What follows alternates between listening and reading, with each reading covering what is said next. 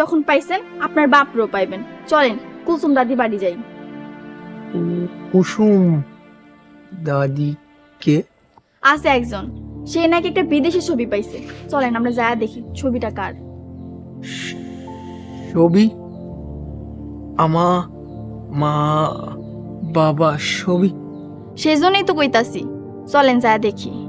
চলো, মাকে কথা দিয়েছি, বাবাকে খুঁজে বের করব। চিন্তা করেন না, আপনার বাবারে খুঁজা পাইবেন, আমি আছি আপনার লগে। অন্তা? কি কইলেন? ও সত্য? হ সত্যি, 1 সত্যি, 2 সত্যি, 3 সত্যি। আইসতে মাস। কি মাছ? আইসতে মাস। আপনি মাছ খাইবেন? এটা আবার কি মাছ? জীবনও তো শুনি নাই। পরে বলবো, এখন চলো বাবাকে খুঁজছি। হ চলেন।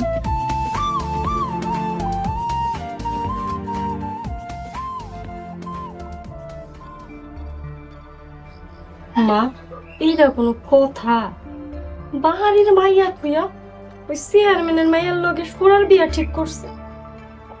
নানি, এখন আমার কি হইব? আমার শখে জাপানি জামাই। ভাইজান তো আমাকে মানুষই মনে করে না, জাপানি পোলা পায়া মনে হয় আসমানের চা নাতে পাইছে। আকাশের চাঁদই তো।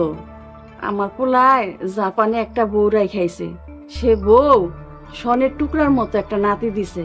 গ্রামের মানুষ এখন আমগো কত সম্মান দিতাছে।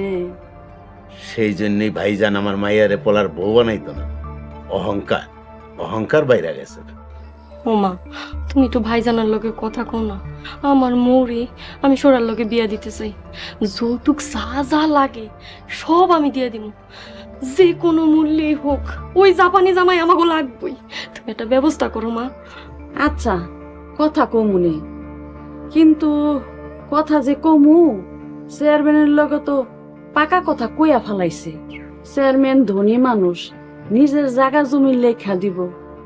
তারপরও দেখি কি করা যায়। মা, আমি কিছু জানি না, যেমনি হোক আমার মাইয়াই সোরার বউ হইব। তুমি একটা ব্যবস্থা করে দাও না মা। হ নানি, তুমি কিছু একটা করো, আমার স্বপ্নটা ভাঙ্গা দিও না নানি। কান্দিস না, কান্দিস না, দেখি কি করতে পারি আমি। কান্দিস না।